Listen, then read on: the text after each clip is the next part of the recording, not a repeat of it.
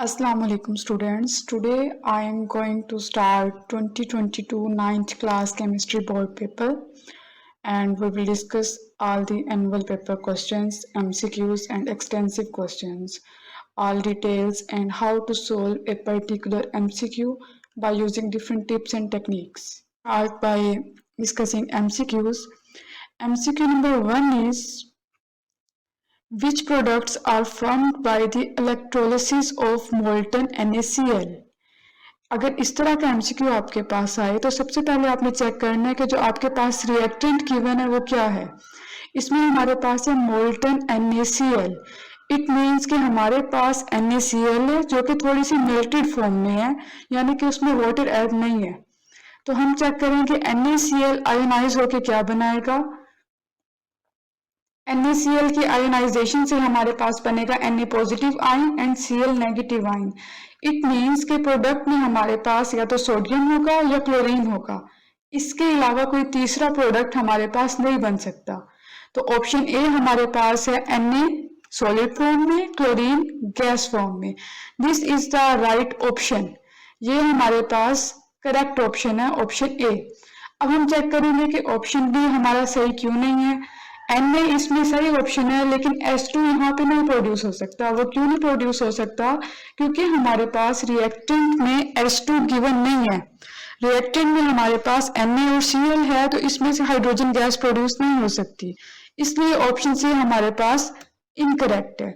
Next option C, इसमें हमारे पास sodium correct है लेकिन इसी तरह ऑक्सीजन भी प्रोड्यूस नहीं हो सकती क्योंकि ऑक्सीजन हमारे पास रिएक्टेंट भी नहीं है, तो ऑप्शन सी भी इनकरेक्ट है। नेक्स्ट है ऑप्शन डी। ऑप्शन डी में हमारे पास हाइड्रोजन भी है और ऑक्सीजन भी है, तो इसलिए ऑप्शन बी इनकरेक्ट है। The right one is option A and that is NaNCl। अगर इसी तरह आपके पास आपसे पूछा जाए which products are formed by the electrolysis of brine, तो आपको पता होना चाहिए कि ब्राइन क्या है। Brine is the concentrated solution of NaCl। तो जब हमारे पास H2O हो तो H2O में हमारे पास एक तो NaCl की आयोनाइजेशन होगी और इसी के साथ हमारे पास वाटर की आयोनाइजेशन होगी, जिससे H पॉजिटिव आयंस और ऑक्सीजन के नेगेटिव आयन बनेंगे। उसके बाद हमारे पास NaOH प्रोड्यूस होगा, क्लोरीन गैस प्रोड्यूस होगी और हाइड्रोजन गैस प्रोड्यूस होगी या ऑक्सीजन गैस प्रोड्यूस होगी। ये आप उसके अकॉर्डिंग देखेंगे। अगर आपसे किसी भी रिएक्टेंट के प्रोडक्ट्स पूछे जाएं तो नंबर वन आपने क्या देखना है कि आपके पास रिएक्टेंट में क्या गिवन है, फिर आपने डिसाइड करना है कि करेक्ट आंसर कौन सा है। इसी तरह अब हमारे पास MCQ नंबर 2 है, mass of 2 moles of hydrogen gas is. इस तरह के क्वेश्चंस में आपने खास तौर पे पहले ये देखना है कि हाइड्रोजन एटम गिवन है या हाइड्रोजन गैस गिवन है। हाइड्रोजन गैस का मतलब है कि यहाँ पे आपके पास हाइड्रोजन के 2 एटम होंगे यानी कि H2। अगर हाइड्रोजन एटम होता तो सिर्फ हाइड्रोजन का सिंगल एटम होता। अब हमने मास किसका फाइंड करना है? 2 moles of hydrogen gas. Mass of 1 hydrogen atom आपको पता होना चाहिए 1.008 AMU। हाइड्रोजन गैस का फॉर्मूला हमारे पास H2 है। अगर हम हाइड्रोजन गैस का मास कैलकुलेट करेंगे दैट विल बी 1.008 को हम 2 से मल्टीप्लाई कर देंगे क्योंकि 2 हाइड्रोजन एटम है। मल्टीप्लाई करने के बाद आंसर हमारे पास आएगा 2.016 atomic mass unit. That is the mass of 1 mole of hydrogen gas. जब हम यहाँ पे मास की टर्म यूज करेंगे तो AMU को हम ग्राम में कन्वर्ट कर देंगे क्योंकि ये हमारे पास मोलर मास हो जाएगा। अब हमने कैलकुलेट किसका करना है? 2 मोल्स का। तो अगर 1 मोल का हमें पता है तो 2 को हम उससे मल्टीप्लाई कर देंगे। 2 mole of hydrogen gas is equal to 2 multiply 2.016 gram और आंसर हमारे पास आएगा 4.032 ग्राम। इस तरह के क्वेश्चन सॉल्व करने का बेहतरीन तरीका ये है कि जब भी आपके पास न्यूमेरिकल आए तो आपने आंसर्स नहीं पहले देखने, आपने सिर्फ न्यूमेरिकल को सॉल्व करना है रफ शीट पे या क्वेश्चन पेपर पे पेंसिल के साथ, और फिर आपने क्रॉस मैच करना है कि जो आपका आंसर आया है आफ्टर सॉल्यूशन वो आपके MCQ के ऑप्शंस में गिवन है या नहीं है। अब इसमें हम देखेंगे ये हमारे पास है 4.032 ग्राम।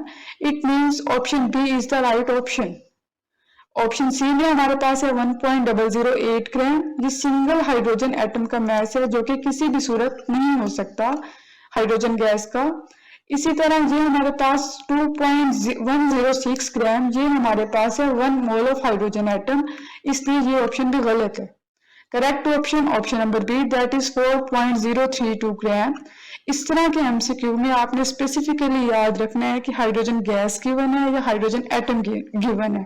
अब इस हाइड्रोजन की जगह आपके पास नाइट्रोजन भी आ सकता है, उसमें आपने सिर्फ क्या चेंज करना है, आपने मैस चेंज करना है। यहाँ हाइड्रोजन के मैस के बजाय नाइट्रोजन का मैस आ जाएगा। नाइट्रोजन का मैस आपके पास क्या है, 7 है आई थिंक, या 14 है, जो भी है, तो वो आपने मैस लिखना है। मैस आपके पास 14 ऑक्सीजन का आएगा तो आप 16 लिख देंगे, कार्बन का आएगा तो आप 12 लिख देंगे, बाकी सारा प्रोसीजर ये सेम होगा। अब नेक्स्ट हमारे पास MCQ number 3, neon has electronic configuration. अब नियोन की इलेक्ट्रॉनिक कॉन्फ़िगरेशन गिवन है, आपने ये बताना है कि इसकी इलेक्ट्रॉनिक कॉन्फ़िगरेशन क्या है। अब नंबर 1 हमें ये देखना है, सिंबल में नीचे लिखा हुआ है 10 और ऊपर लिखा हुआ है 20, इनमें से एक एटॉमिक मास है और एक एटॉमिक नंबर है। इलेक्ट्रॉनिक कॉन्फ़िगरेशन हमेशा इलेक्ट्रॉनिक नंबर की होती है, यानी कि नंबर ऑफ इलेक्ट्रॉन्स की होती है, क्योंकि इलेक्ट्रॉनिक कॉन्फ़िगरेशन में आप इलेक्ट्रॉन्स की अरेंजमेंट को बताएंगे और इलेक्ट्रॉन्स की अरेंजमेंट के लिए आपको नंबर ऑफ इलेक्ट्रॉन्स का पता होना जरूरी है। अब इसमें हमारे पास है नियोन 10 एंड 20। जो आपके पास स्मॉल नंबर होगा वो होगा एटॉमिक नंबर, और जो लार्जर नंबर होगा that will B atomic mass. तो इसमें हमारे पास नंबर ऑफ इलेक्ट्रॉन्स कितने हैं, 10। इट मींस कि 10 एटम्स को हमने 10 इलेक्ट्रॉन्स को हमने अरेंज करना है अपने सब शेल्स में। अब नंबर 1 हमारे पास है 1s2, नेक्स्ट है 2s2, उसके बाद है 3s2, उसके बाद 3p4। टोटल नंबर अगर हम काउंट करें 4, 5, 6, 7, 8, 9, 10। So that seems to be correct option. अभी हम देखते हैं कि करेक्ट है या नहीं है। नेक्स्ट हमारे पास है 1s2, उसके बाद 2p कभी भी नहीं आ सकता, 1s2, इसके बाद 2s आएगा, उसके बाद 2p आएगा, ठीक है। 1s2, 2s2, 3s2, 2p4। अब ये ऑप्शन और ये ऑप्शन, इसमें आपको कंफ्यूजन होगी कि पहले 2p4 आएगा या 3p4 आएगा।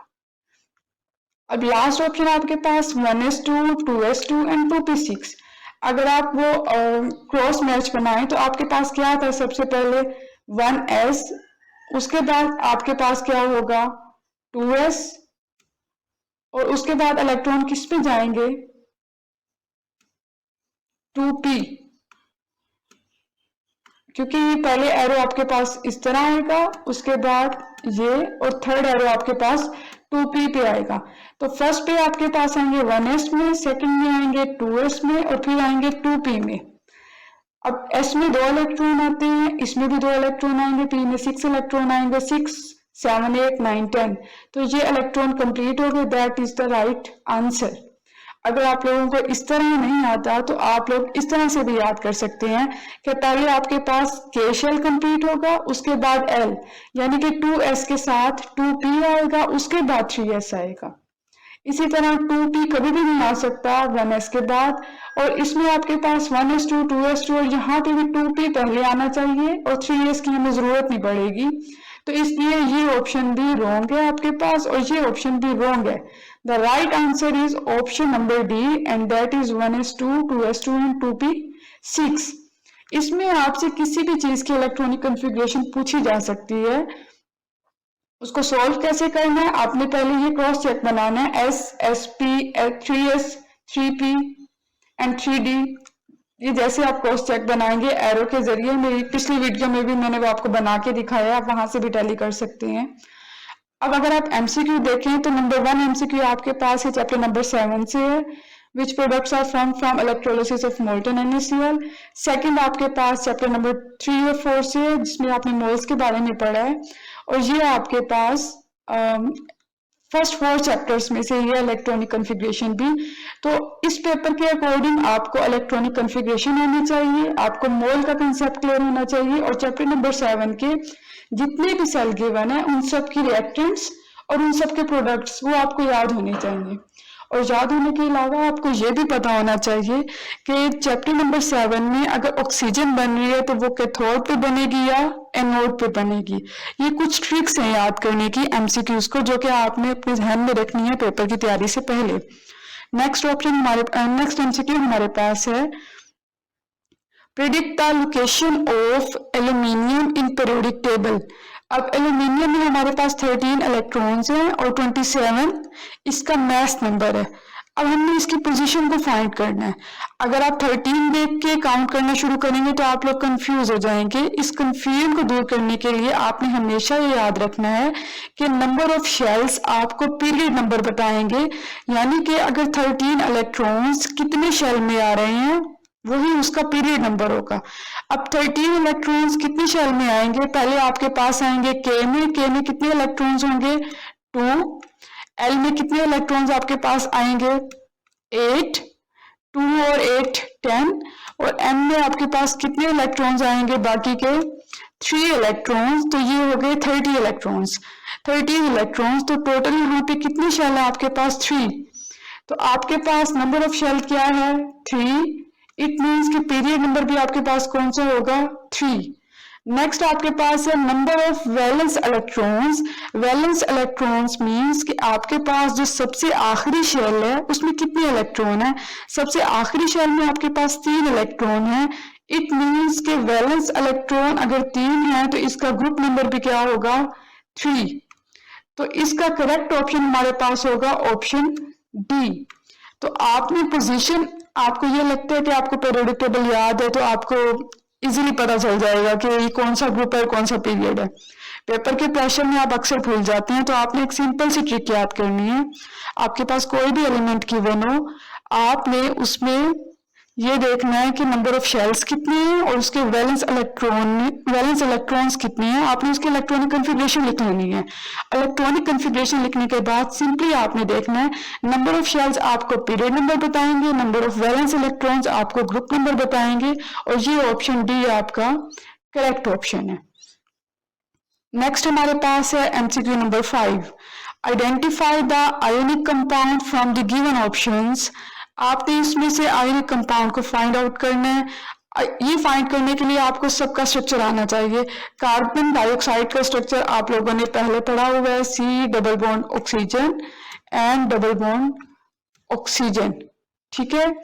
H2O आप हाइड्रोजन बॉन्डिंग में बहुत ज्यादा यूज करते हैं और आप स्ट्रक्चर बनाते हैं इस तरह का। जो ये बोल्ड बॉन्ड है ये हमेशा शो करता है आपके पास कोवलेंट कंपाउंड। ये सिंगल कोवलेंट बॉन्ड है, ये डबल कोवलेंट बॉन्ड है। ऑक्सीजन का स्ट्रक्चर भी आप लोग अक्सर बनाते हैं, तो ये बनता है O2, तो ये आपके पास है कोवलेंट बॉन्ड।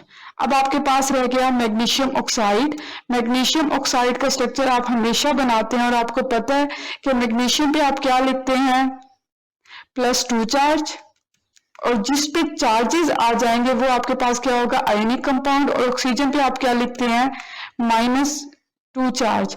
और इसकी एग्जांपल आपके पास गिवन भी है आयनिक कंपाउंड्स में आपकी फेडरल बुक की टेक्स्ट बुक में, और आई थिंक एक एक्सरसाइज में क्वेश्चन भी है कि draw structure of magnesium oxide और मैग्नीशियम फ्लोराइड।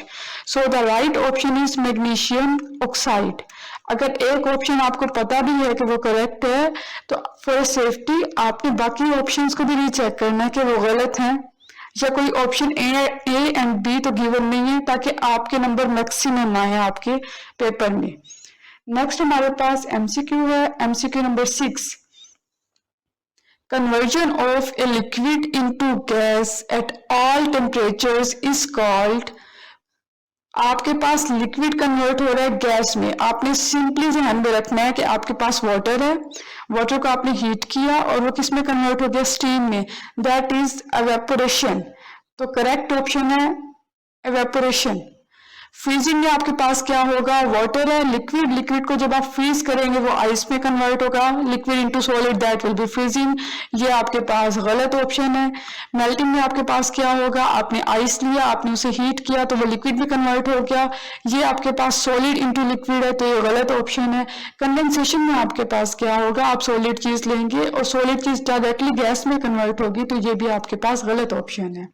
नेक्स्ट एमसीक्यू हमारे पास है the elements that exist to in that exist in two or more different arrangement of atoms are called, ये आपके पास है एलोट्रोप्स। एलोट्रोप्स में आप लोगों ने एग्जांपल पढ़ी है फास्फोरस की, उसमें आपके पास P4P5। एलोट्रोप में आपके पास कार्बन की एग्जांपल है। कार्बन की एग्जांपल में आप क्या पढ़ते हैं, डायमंड और ग्रेफाइट। बेसिकली अपनी अरेंजमेंट की डिफरेंस की वजह से एक ग्रेफाइट है और एक आपके पास डायमंड है। आइसोटोप्स की डेफिनेशन आप रिवाइज कर सकते हैं, the atoms of the same element that have same atomic number पर डिफरेंट मास नंबर, इसलिए ये गलत ऑप्शन है। एमोर्फस में आपके पास पाउडर फॉर्म में होगा, यानी कि एलिमेंट्स की अरेंजमेंट नहीं होगी, क्रिस्टलाइन में एलिमेंट्स अरेंज्ड होंगे, वेल अरेंज्ड होंगे, और ये दोनों आपके पास गलत है। तो करेक्ट ऑप्शन इज एलोट्रोप्स।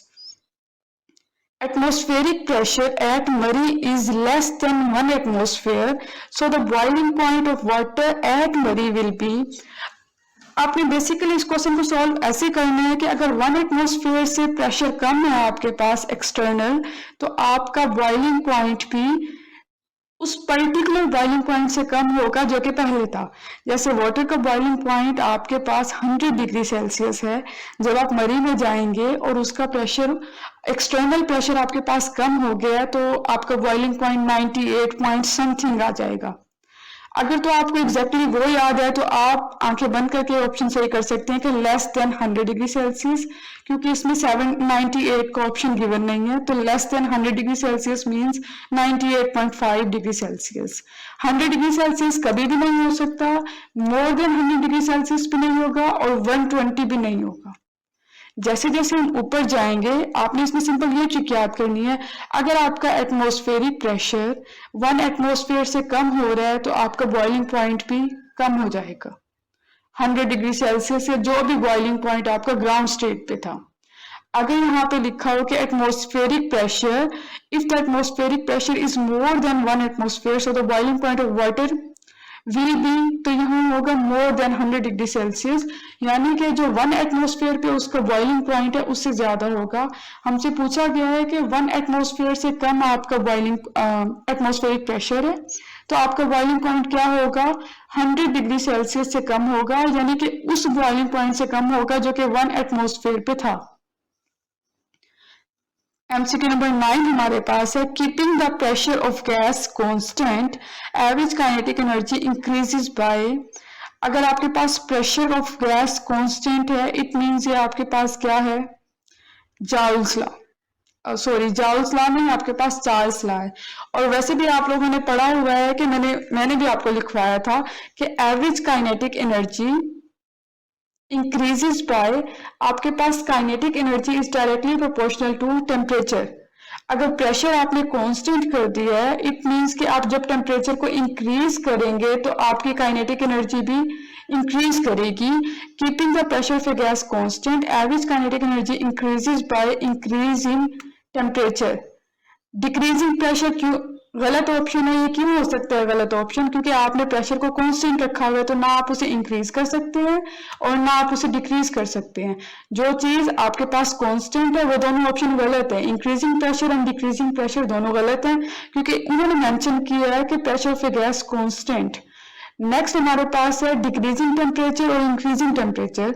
तो kinetic energy is directly proportional to temperature. आपने काइनेटिक एनर्जी को इंक्रीज करना है, it means you have to increase the temperature, तो आपकी काइनेटिक एनर्जी भी इंक्रीज हो जाएगी। So the correct option is option A.